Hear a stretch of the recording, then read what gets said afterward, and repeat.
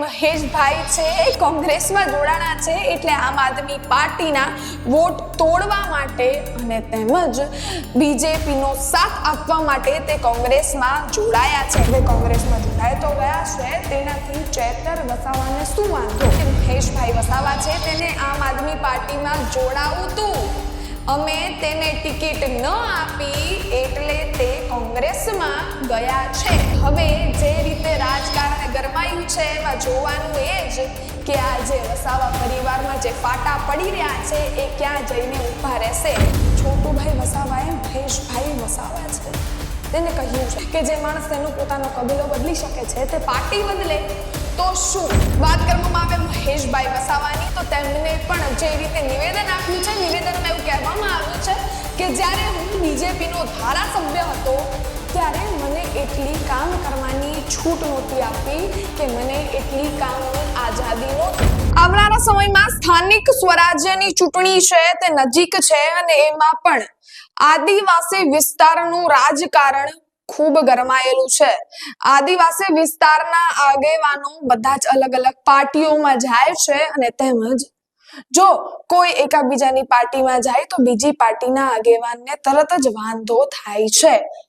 ત્યારે મહેશભાઈ વસાવા જે હાલ જ કોંગ્રેસમાં જોડાયા છે અને તેમના પિતાનું નામ છોટુભાઈ વસાવા, તેમના પુત્ર એટલે કે મહેશભાઈ વસાવા છે તે કોંગ્રેસમાં જોડાયા છે અને આનેથી તરત જ ચેતર વસાવાને શું વાંધો પડ્યો છે કે શું સમગ્ર મામલો બન્યો છે અને તેમાં પણ છોટુ વસાવાએ શું જવાબ આપ્યો છે તેની વિગતવાર વાત કરવાની છે। નમસ્કાર, મારું નામ જ્યોતિકા પંડ્યા છે અને તમે જોઈ રહ્યા છો ષડયંત્ર।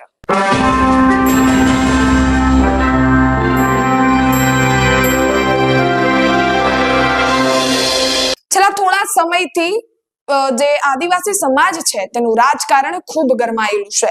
વાત કરવામાં આવે ચેતર વસાવા તો તે ડેડિયાપાડાના આમ આદમી પાર્ટીના ધારાસભ્ય છે અને સામે મહેશભાઈ વસાવા જે બીજેપી માંથી જ થોડાક વર્ષો પહેલા ડેડિયાપાડાના જ ધારાસભ્ય હતા। એમ કહેવામાં આવે છે કે ચેતર વસાવાના ગુરુ છે મહેશભાઈ વસાવા।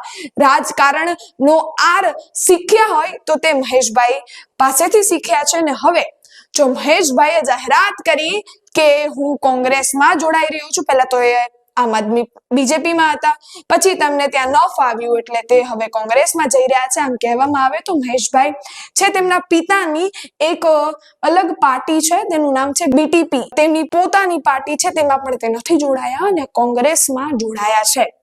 હવે કોંગ્રેસમાં જોડાય તો ગયા છે, તેનાથી ચેતર વસાવાને શું વાંધો એક સવાલ છે અને હવે આ બધા જમાં સીધું જ છોટુભાઈ વસાવાએ મહેશભાઈ વસાવા છે તેને કહ્યું છે। હા, તેમને જે મેસેજ મૂક્યો છે તેમાં એવું દેખાતું નથી પણ તેમને જ કહેવા માંગે છે તેવું લાગી રહ્યું છે, કારણ કે તેમને એમાં કહ્યું છે કે જે માણસ તેનો પોતાનો કબીલો બદલી શકે છે તે પાર્ટી બદલે તો શું?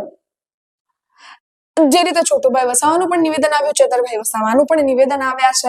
હવે આ સમગ્ર મામલે જે રીતે મહેશભાઈ છે તે કોંગ્રેસમાં જોડાયા આનાથી વાંધો શું? હવે જે રીતે કોઈક પાર્ટીમાં જાય એટલે અનેક પાર્ટીઓ છે તે વેગવાન બનશે, પોતાના અભિપ્રાય છે તે આપશે। હવે તો આમ આદમી પાર્ટી પણ પાછળ થોડી રહે, એને પણ એવું કહી દીધું કે મહેશભાઈ વસાવા છે તેને આમ આદમી પાર્ટીમાં જોડાવું તું, અમે તેને ટિકિટ ન આપી એટલે તે કોંગ્રેસમાં ગયા છે તેવું આમ આદમી પાર્ટી દ્વારા પણ કહેવામાં આવી રહ્યું છે। એવું પણ કહેવાય છે કે હવે મહેશભાઈ કોંગ્રેસમાં જઈને બીજેપી માટે કામ કરશે, એટલે કે આમ આદમી પાર્ટીના વોટ તોડવાનું કામ કરશે એવું પણ કહેવામાં આવી રહ્યું છે કે જે રીતે મહેશભાઈ છે કોંગ્રેસમાં જોડાણા છે એટલે આમ આદમી પાર્ટીના વોટ તોડવા માટે અને તેમજ બીજેપીનો સાથ આપવા માટે તે કોંગ્રેસમાં જોડાયા છે। કારણ કે અનેક સમયથી એક ચર્ચા વેગવાન છે કે બી પાર્ટી કોણ છે બીજેપીની, તો એમાં પણ આ એક અભિપ્રાય છે જે આમ આદમી પાર્ટીનો એ સામે આવ્યો છે। બીજેપીમાંથી જોવા જઈએ તો સાંસદ મનસુખ વસાવા છે, આમ આદમી પાર્ટીમાંથી જોવા જઈએ તો ચેતર વસાવા છે અને હવે બાકી રહીતી કોંગ્રેસ, તો કોંગ્રેસમાં પણ મહેશ ભાઈ વસાવા આવી ગયા છે. એટલે હવે જે રીતે રાજકારણ ગરમાયું છે એમાં જોવાનું એ જ કે આ જે વસાવા પરિવારમાં જે ફાટા પડી રહ્યા છે એ ક્યાં જઈને ઊભા રહેશે, આદિવાસી સમાજનું રાજકારણ કઈ રીતે વળાંક લેશે.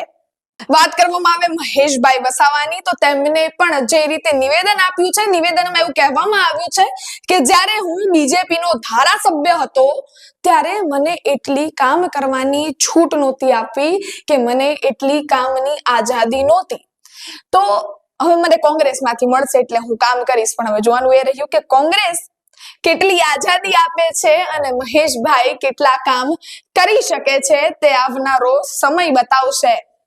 ત્યાં સુધી આ વિડીયો, આ માહિતી તમને પસંદ આવી હોય, મારા અભિપ્રાય તમને ગમતા હોય તો મારો વિડીયો લાઈક, શેર અને સબસ્ક્રાઇબ કરવાનું ભૂલશો નહીં. મારી ચેનલ જો તમે યુટ્યુબ પર જોતા હો તો તેને સબસ્ક્રાઇબ કરજો, અથવા ફેસબુક કે ઇન્સ્ટાગ્રામ પર જોતા હો તો ફોલો કરવાનું ભૂલશો નહીં. ધન્યવાદ. જય હિન્દ, જય ભારત.